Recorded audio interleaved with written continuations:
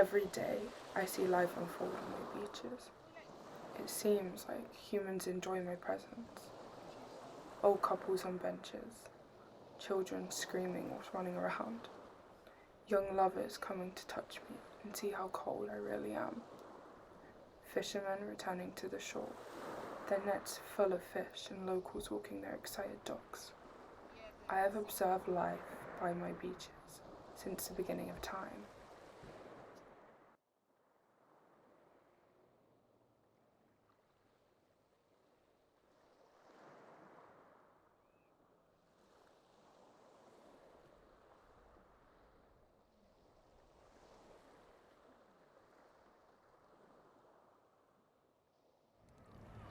Of a summer's evening, when, as is his wont, Frank Mount rests upon the grassy top of the Camelback, which falls from the summit of Hampton Hill to the beach below, and watches through his field glasses the tramps and the liners making their way out of the estuary, and drops at intervals into the reverie, he must see in front of him, to westward, the Hampton of his boyhood, a tiny hamlet, cut off from the mainland, as it were, by a stream and a bridge.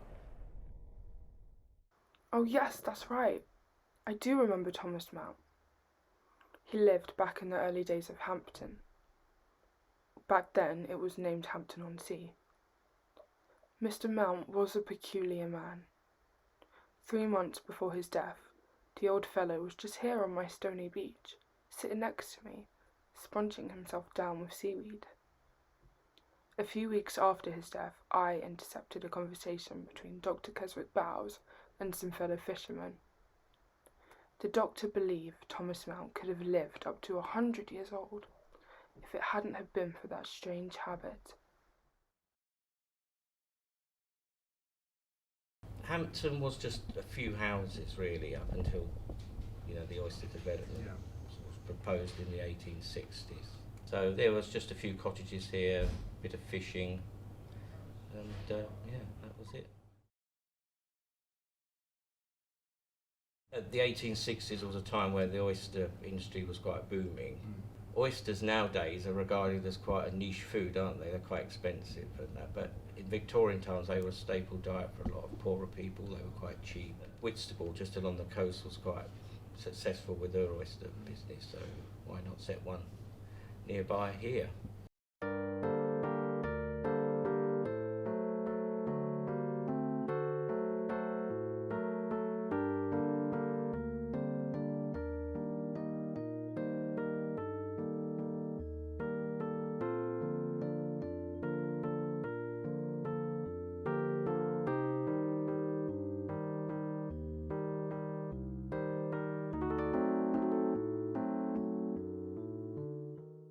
I must say, I do miss Hampton-on-Sea.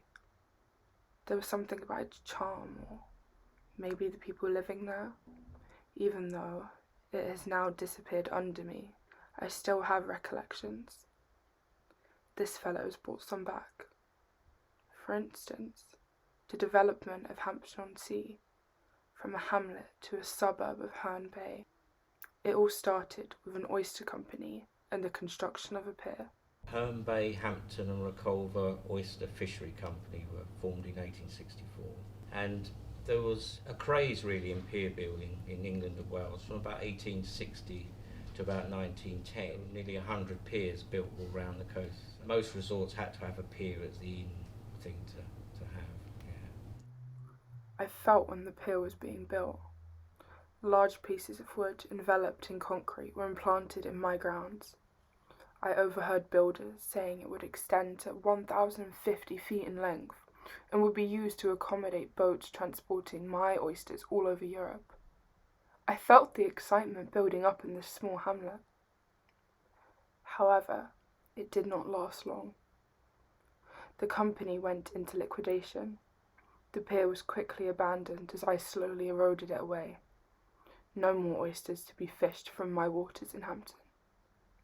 Today, when I draw back at low tide, the ruins of the pier can still be seen.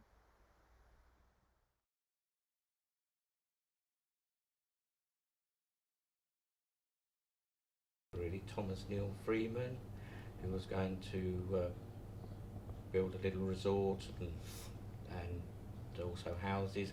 A special train was laid on from London, and all the 144 plots offered were sold, realising £2,450. All that were built was 7 extra villas, 3 onto the end of the existing Hampton Terrace, and a row of 4 called Eddington Gardens. That was all that was built. One day, I felt the passion had disappeared. The hamlet was very silent. I knew something had happened. It took me a few weeks to understand.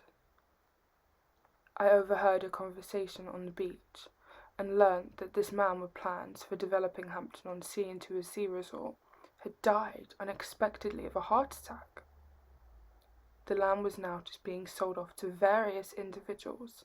As the years went by, very few of the plots were developed. It felt like the adventures in Hampton-on-Sea were coming to an end.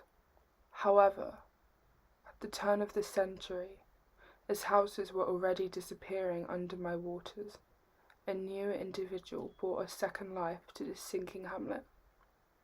His name was Edmund Reed.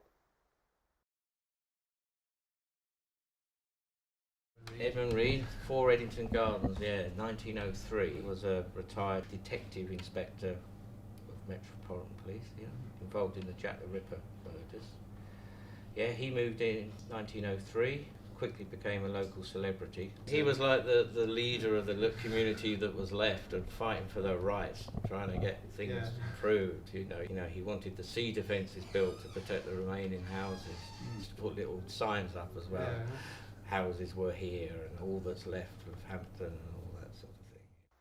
I never knew why this retired detective involved in the Jack the Ripper case, Edmund Reed, moved into Hampton-on-Sea when I had already started advancing inland. I must admit, his eccentric character did have a positive effect on the inhabitants. He was constantly sending letters to the council complaining about their neglect towards the disappearing of Hampton. He even painted cannons to stop me advancing upon his land. He opened a little refreshment hut in his back garden, which he called Hampton-on-Sea Hotel. Sold refreshments and also postcards, many of them showing him. They're all really taken in a 3-year period, from 1909 to 1911. Houses had already been damaged before he moved in. I think the first 2 had been abandoned in 1898, 1 and 2 Hampton Terrace. The other terrace, Eddington Gardens, that started being demolished during the First World War, and then the last couple of houses went 1921. The last time I saw him, it was a very windy day. He was walking his dog. All of a sudden he stopped and looked into the distance where Hampton-on-Sea was no more. He didn't say anything, but I knew what he was thinking.